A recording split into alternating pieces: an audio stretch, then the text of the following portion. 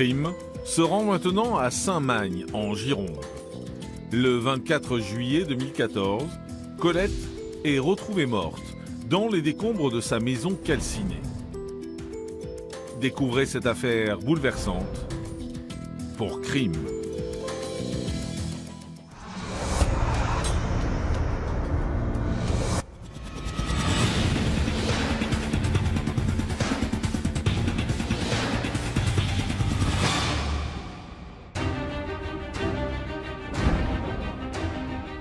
Dans l'affaire qui va suivre, vous allez découvrir le destin tragique de Colette, une retraitée portée disparue suite à l'incendie de sa maison. Une enquête hors norme qui va lancer les gendarmes sur les traces d'un suspect bien décidé à ne pas leur faciliter la tâche. Lorsqu'il les voit, il prend la poudre d'escampette. S'ensuit une course-poursuite digne des films, au cours de laquelle il va prendre tous les risques possibles et imaginables pour fuir. Certains gendarmes d'ailleurs seront percutés dans cette action et il réussira encore une fois à disparaître.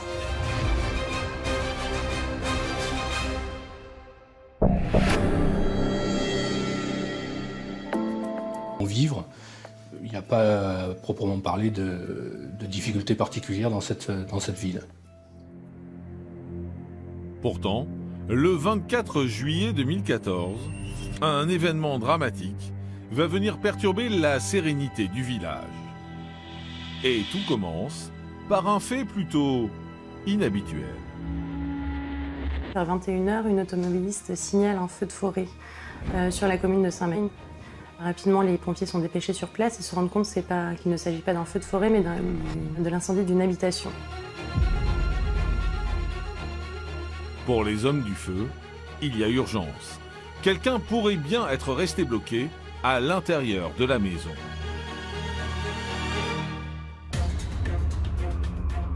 À leur tour, ils alertent les gendarmes qui arrivent sur place aux environs de 22h, après avoir fait quelques vérifications. Ils identifient dans un premier temps la propriétaire de cette habitation, Colette, qui est une dame de 74 ans, qui vit là épisodiquement, qui vient régulièrement en week-end parce qu'elle profitait de sa retraite. Il est alors possible que Colette se trouve à l'intérieur de la maison. Mais les flammes empêchent les enquêteurs d'entrer. Ils récoltent donc un maximum d'indices en attendant. Ils constatent sur place que son véhicule n'est pas là, il n'arrive pas à la joindre par téléphone. Donc ils arrivent vers 23h à joindre son fils qui s'étonne, indiquant qu'il a laissé sa mère sur place aux environs de 18h et qu'elle était supposée être sur les lieux. Les gendarmes redoutent le pire, mais ils ne peuvent poursuivre leurs investigations, toujours bloqués par les flammes, qui continuent à ravager la bâtisse. Impuissants, ils doivent attendre que les pompiers réussissent à maîtriser le feu. Alors, Colette est-elle prisonnière des flammes? Est-elle toujours vivante? Et quelle est la nature de cet incendie dramatique?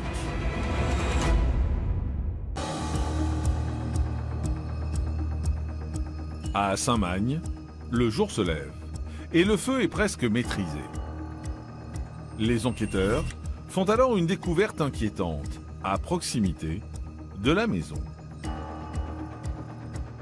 Très rapidement va être découvert le téléphone portable qui reste allumé de Colette, qui se situe à une trentaine de mètres dans l'herbe. La retraitée aurait-elle perdu son portable en voulant échapper à son agresseur? Il est 11h quand les enquêteurs peuvent enfin entrer dans la maison, ou du moins, ce qu'il en reste. Et très vite, un détail attire leur attention. Il y a des départs de feu qui semblent avoir été simultanée à des endroits différents, donc ce qui laisse à penser qu'il s'agit d'un incendie de nature criminelle.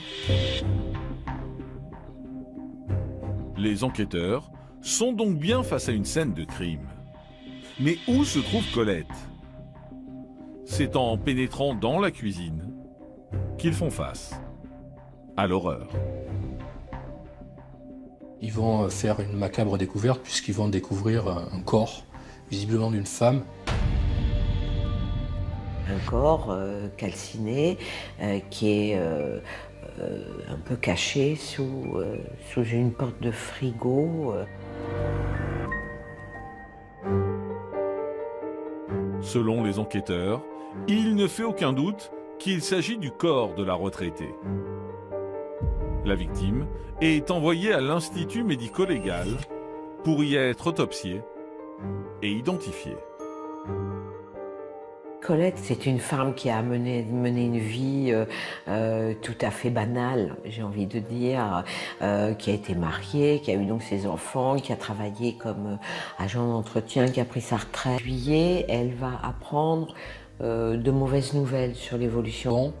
Pour venir leur demander à boire, une personne, disent-ils, d'environ 1,75 m qui avait une barbe poivre et sel, qui était habillé en tenue de camouflage et qui visiblement aurait quelque chose qu'ils auraient tout de suite perçu comme pouvant être un fusil.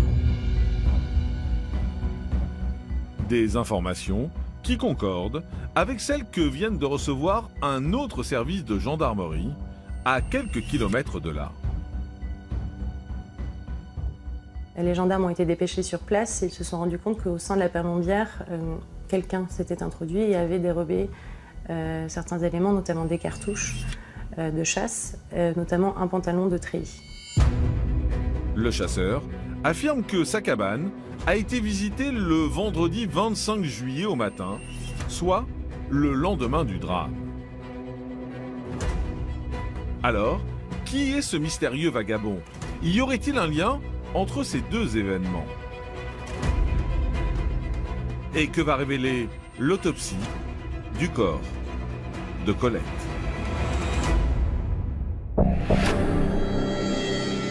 Et d'être incinérée.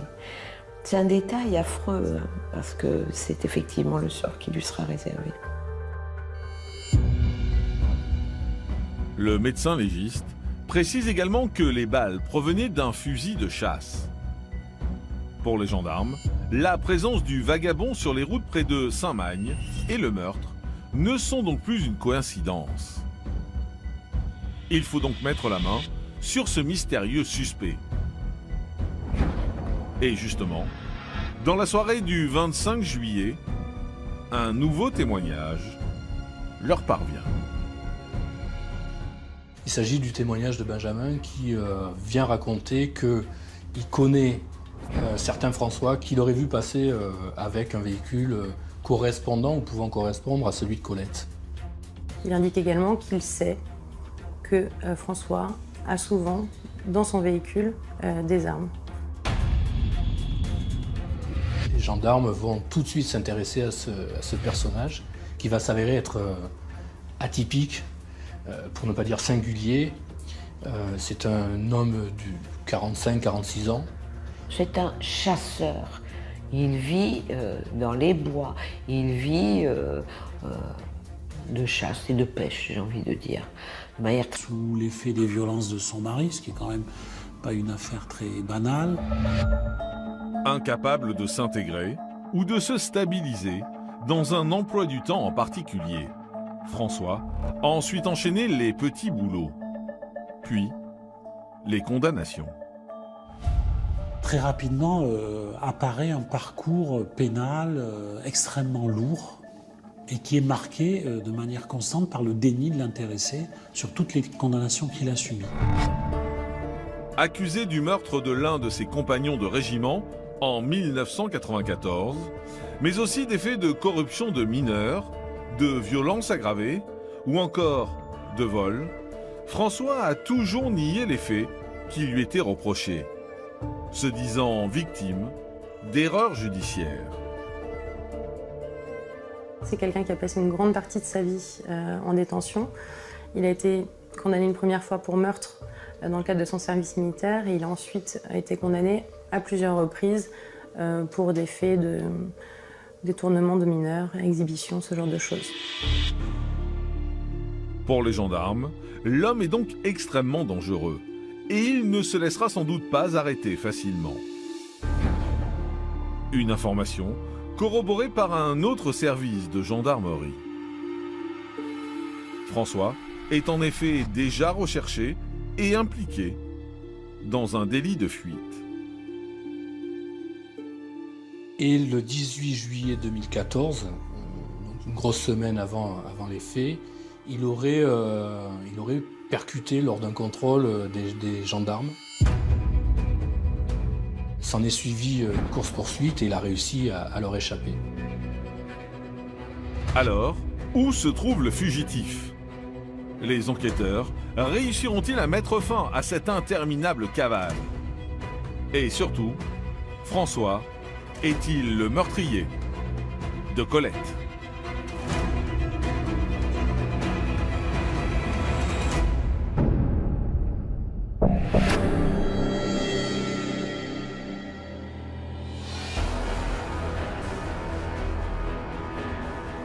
À Belin-Bélier, les enquêteurs se mobilisent pour retrouver la trace de François.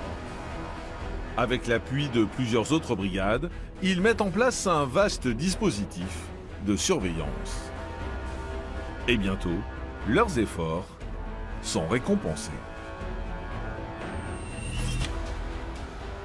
Le 28 juillet, les gendarmes vont repérer François qui est sous un pont. Lorsqu'il les voit, il prend la poudre d'escampette avec le véhicule de Colette. S'ensuit une course-poursuite digne des films, au cours de laquelle il va prendre tous les risques possibles et imaginables pour fuir. Certains gendarmes d'ailleurs seront percutés dans cette action. Et il réussira encore une fois à disparaître. 4 jours après les faits, François est une nouvelle fois aperçu. Les gendarmes restent sur place, mettent un dispositif de surveillance au niveau de ce pont SNCF et François s'y rend à nouveau en fin de journée. Là, une nouvelle course-poursuite a lieu. Il va se terminer dans les rues de Beau-Tyran. Après un nouvel accrochage, François abandonne le véhicule et tente de s'enfuir à pied. Mais il est finalement rattrapé au bout d'une centaine de mètres et interpellé.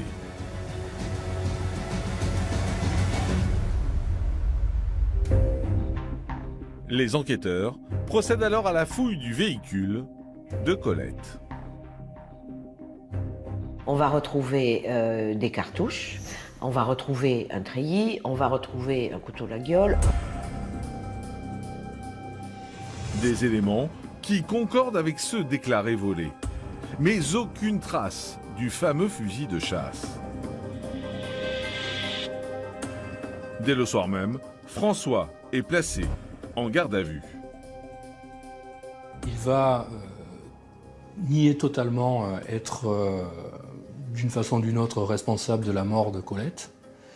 Il va juste se contenter de dire qu'effectivement il la connaît depuis longtemps, sans être en mesure de donner son nom d'ailleurs, mais il appelle la mamie. Il explique que régulièrement il vient faire pour son compte de menus travaux à son domicile, comme ça a été le cas, dit-il, cet après-midi-là. Pour les enquêteurs, sa version des faits ne tient pas la route. Pas plus que ses explications quant à sa présence au volant de la voiture de Colette.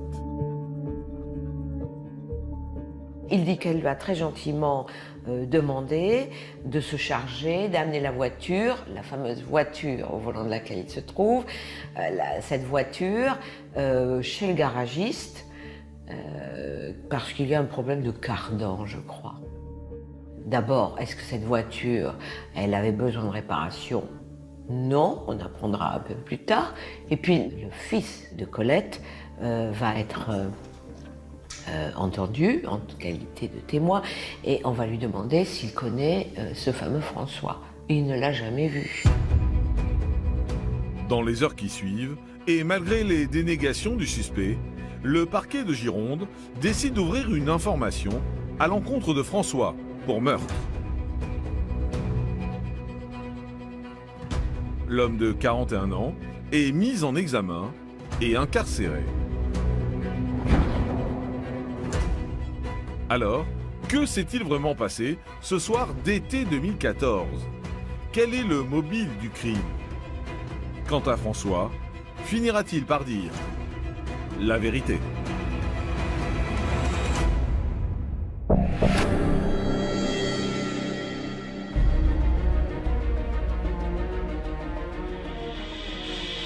À la gendarmerie de Belin-Bélier, l'instruction est en cours et les enquêteurs commencent par recueillir des preuves matérielles.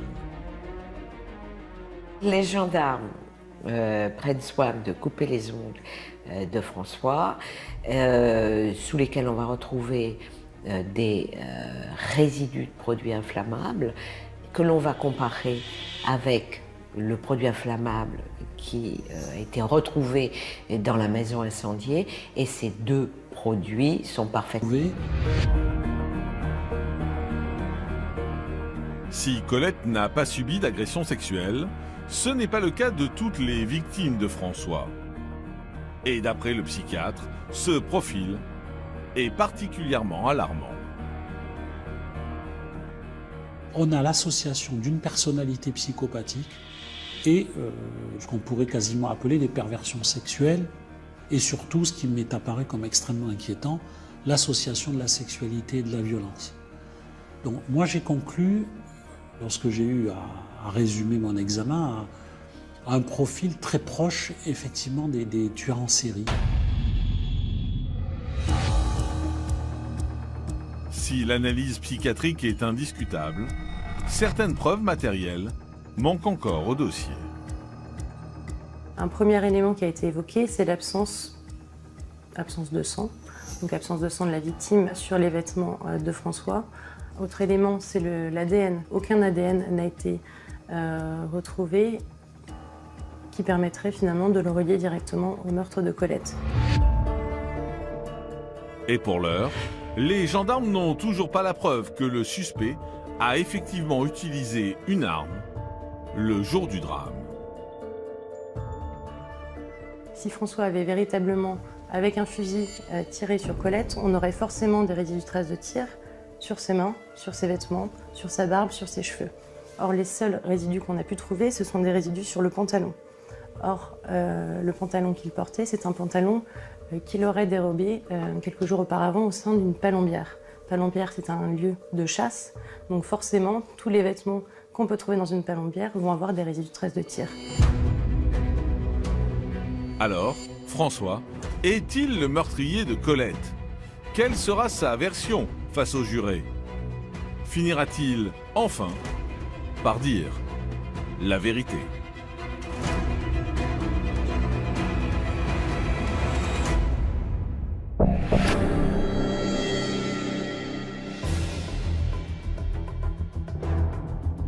Le 9 octobre 2017, à Bordeaux, 3 ans après les faits, le procès de François s'ouvre devant les assises de la Gironde.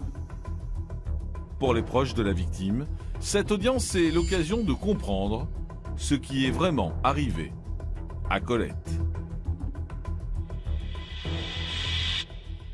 Quelle que soit la dureté de ce que l'on peut entendre, ils ont toujours envie de savoir quels ont été les derniers instants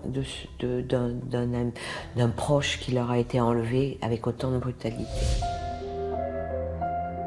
Face aux jurés, dans le box des accusés, François ne laisse filtrer aucune émotion.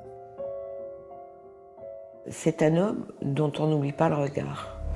C'est un homme qui a un regard perçant, qui vous glace, un homme déshumanisé, qui n'a aucun affect. Au fil des audiences, le suspect se contente de toiser les parties civiles, refusant de faire le moindre commentaire sur ce qui est dit. François, pendant tout son procès, est resté muet. Il n'a répondu à aucune question. Il n'y avait pas de témoin. Il n'y avait pas de témoin. Il n'y a que lui qui pouvait donner un minimum d'explications. Mais comme de toute façon, depuis le début, il nie, on n'était pas non plus très surpris. Dès qu'il s'exprimait, il a eu l'impression que de toute façon c'était acquis qui était coupable. Donc il n'a pas souhaité revenir forcément sur ses déclarations. Pour lui, le procès était déjà fait avant même le procès d'assises au regard de son casier judiciaire. Après 5 jours de procès, la cour d'assises de Bordeaux condamne François à la réclusion criminelle à perpétuité, assortie d'une peine de sûreté de 22 ans. Il a accueilli ce verdict avec la même attitude qu'il aura eue pendant tout le procès, sans un mot, sans un geste, sans un cri, comme s'il avait été sûr de l'issue de ce procès. Une condamnation amplement méritée, selon les proches de Colette. La famille est soulagée en se disant il s'en est pris à notre maman, les petits-enfants certains sont adolescents, il s'en est pris à notre grand-mère, eh bien il s'en prendra plus à personne d'autre.